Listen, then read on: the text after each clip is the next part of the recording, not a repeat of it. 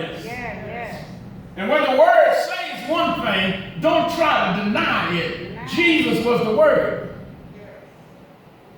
That's right. He was with God from the beginning. And the word was made flesh and dwelt among Peter. And Peter denied him his word of saying, Peter, you're going to fail me. Yeah. Jesus didn't need Peter's help. That's right. Amen. Listen, he didn't need Peter's help. Amen. You know, some people say to themselves that God needs me. Because when he created this world, he needed a man, so he formed Adam. So God needs me. And we think that God cannot accomplish something unless we are there. I think about this sometimes. In fact, God and I had a talk just on yesterday. What if I get sick? And none of my associate ministers are attending service with me lately. My Lord. Who's going to take my place, God? One thing I do know is that God already has somebody. Now hear what I'm saying? God already has somebody to step where I'm stepping and do what I'm doing, and even better than what I'm doing. My Lord. Never think God need help. Or God has to have you. Or if you're not there, it will not happen. It may slow down, but it won't quit. Because Jesus says that upon this rock I'll build my church, and the gates of hell shall not prevail against it. So Peter, you might be the rock, but I can do without you. And Peter disconnected himself. That's what Peter did. Not only didn't he pray, but when they came to get Jesus in the garden, instead of him stepping on the side, waiting and seeing what Jesus was going to do, he didn't realize that Jesus had already prayed to God. He was already ready for whatever was going to happen. He already knew that the cup that he had to drink of, he had to do it. But Peter didn't know, because Peter went to sleep instead of praying and watching. And when they came to get Jesus, instead of him just being quiet, he took a sword from his side and cut a man's ears off. The priest. But that was the wrong thing for him to do. Peter disconnected himself. So Jesus turned around and put the man's ear back on because he didn't need what had happened to happen. No man that lived by the sword died by the sword. And many of our young people now are dying because they think that their pistols are going to help them. Their shotgun is going to help them. They buy it, they store it, and they got it all over their house. But you see, other people are trained to make sure that they go in at the right time. And all those weapons that they have are going to do them no good. But they think it's going to protect them, especially those that are doing something wrong. Peter disconnected himself from God because Peter worked on it little by little, as he was disconnecting himself from God by doing the very thing that Jesus was telling him not to do. And then when he told him what he was going to do, he denied Christ and said, there's no way I'm going to do this thing. But God said to him, Christ said to him, before the cock crowed 3 times, you're going to deny me. Listen. When they took Jesus, and Judas kissed on him, and they took Jesus and they brought him to the other leaders, the priests, the scribes. And here the Pharisees start judging him at night. Peter followed and went in the courtyard. Y'all hear what I'm saying? He didn't run away like the rest of them. But he followed Christ in the courtyard where they brought him, in the priest's courtyard. Listen, sometimes you can be in church, but the church is not in you.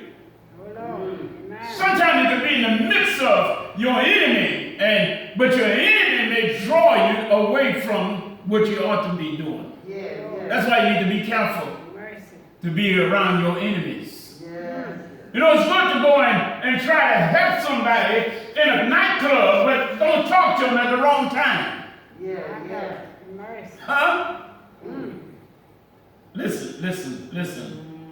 The Lord didn't call for an angelic background, backup, because it was God's plan for him to die on the cross. My God. Peter was totally off course of God's will when he cut that man's ear off. Y'all hear what I'm saying? Yes. That was totally out of God's plan. God's plan was that he was going to be arrested. He was going to be tried. He was going to be lied on. He was going to be showed up, amen, in the court. And it was going to bring him to the cross. Yes. That was God's plan. But Peter was totally off.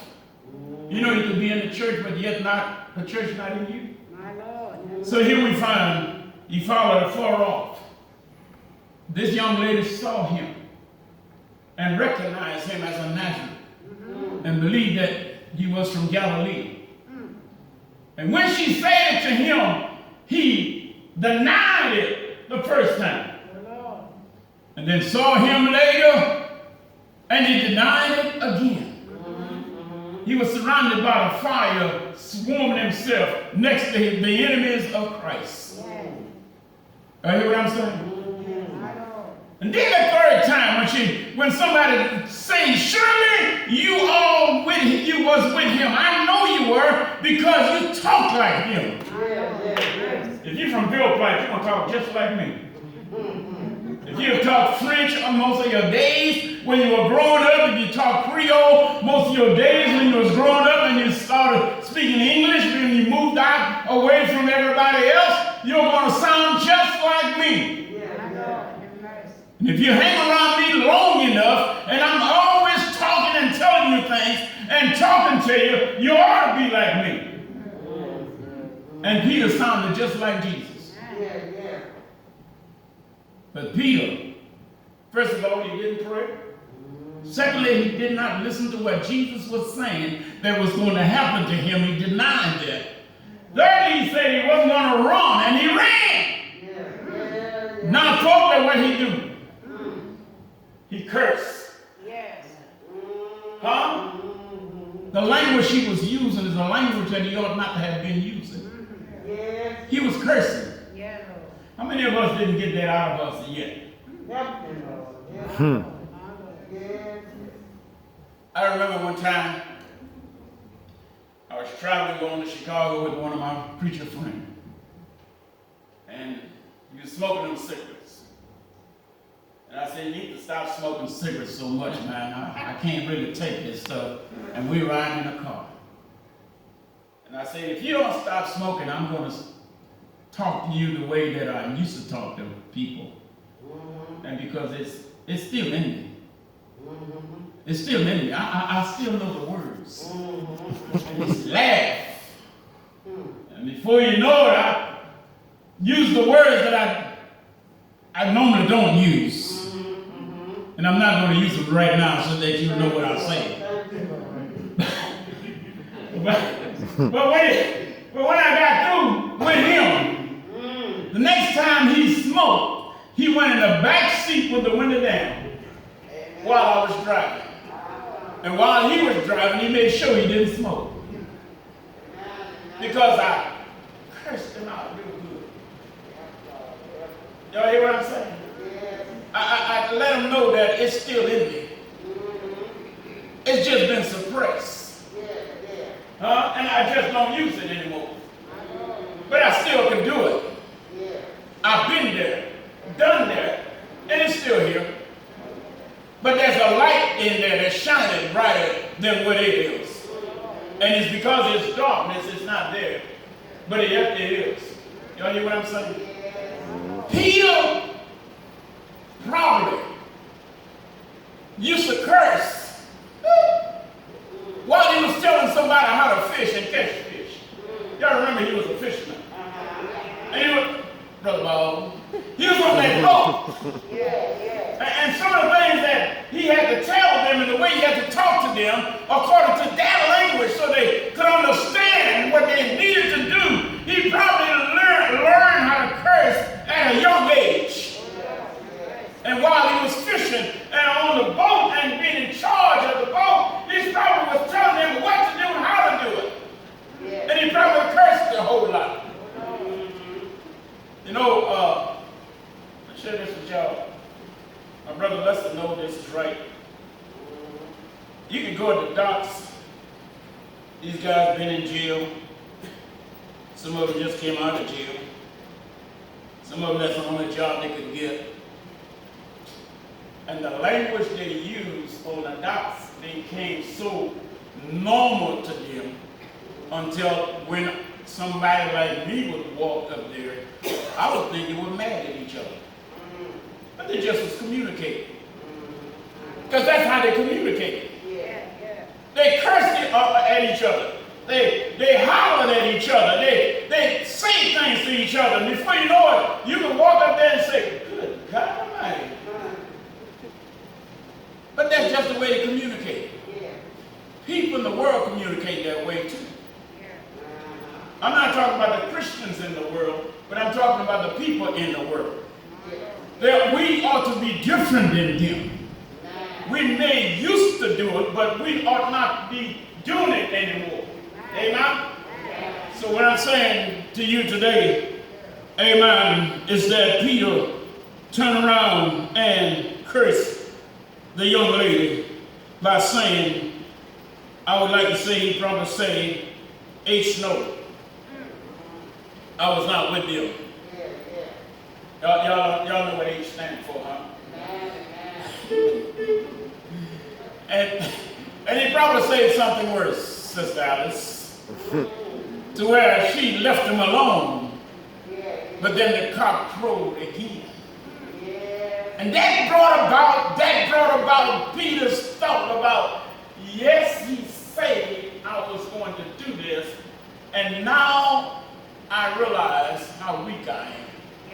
I realize how I disconnected myself from him. Now I feel sorry for what I have done. And because he felt sorry for what he had done, he started crying. Y'all hear what I'm saying? If when you repent, that's what Peter was doing. That was the time of repenting. Peter started repenting. And when you repent of your wrong, if you don't feel that sorrowness in your heart, you're not really repenting. You're just saying you are. There ought to be something on the inside of you ought to stir you up to where you know that you're sorry for what you have done. You shouldn't have went there. You shouldn't have done that. You shouldn't have said that. You know something was wrong. But the love of God didn't push Peter away from him. The love of God brought him back into the fold and forgive him for what he had done. God loves us that much. There is nothing, you hear what I'm saying? There is nothing that we can do that God will not forgive us for. That don't open up the book for us to do it. Because God, you know God want to forgive you. No, that don't open the book for you to do it. But when you have strayed away, when you have disconnected yourself from God, and when you're out in the world, you may feel shame to come back.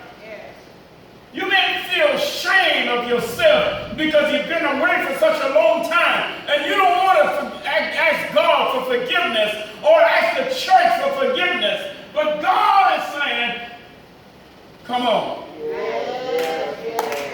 Come back. God is standing. Come back. I will forgive you.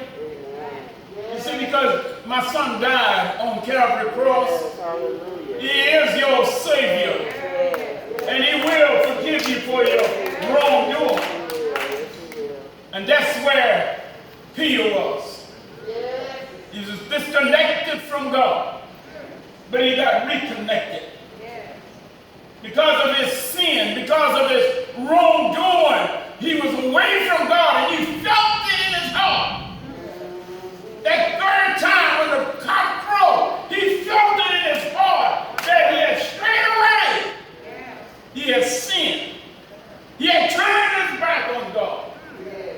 But God had it already planned. And I thank God that Jesus did not call the angels that could have helped him when they put him on the cross. But he stayed there and died for our sin. Thank God that God did not just say that his bones and his flesh was going to decay in the grave, or any bones of his body was going to be broken. God saved it, and God done it and waited 3 days and brought him back alive again.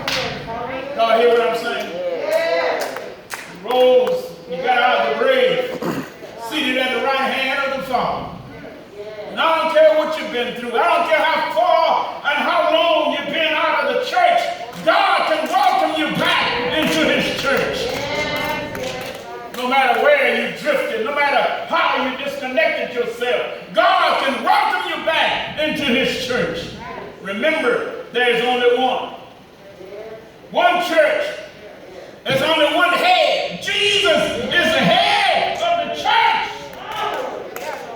All you got to do is repent of your sin. Turn from your ways, and he'll give you the strength to come back again. People may talk about you, but you'll be in the right place. People may say things about you, but you're going to be in the right place. You're going to be like the flood that happened during the days of Noah. No matter how much trouble comes, you'll be in the right place. No matter how much rain falls in your life, you're going to be in the right place. If you're in the church, you have to be in the church. And you cannot serve two masters. You only can serve one at a time. You have to make up your mind. You have to make up your mind. Not to serve God and mammon at the same time. You have to make up your mind. God first. And deny yourself. When you deny yourself, you deny the things of the world. You will not be seeking for the things of the world because you're denying yourself. God is the ultimate. Let me just read James 4:4, and I'm closing.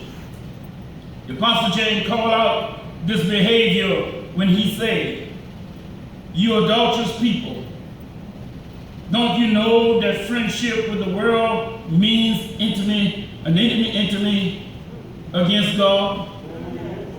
Therefore, anyone who chooses to be a friend of the world becomes an enemy of God." We need to understand that we can only serve one master at a time. But most of all, we need to understand that we can disconnect ourselves with God. If we do not pray, if we do not worship, if we do not pray, if we do not worship, and if we do not read God's word. We have a great Sunday school here. We got a great congregation here. And I'll invite you to come and worship with us. Amen. May God bless you. May God keep you. May God forever.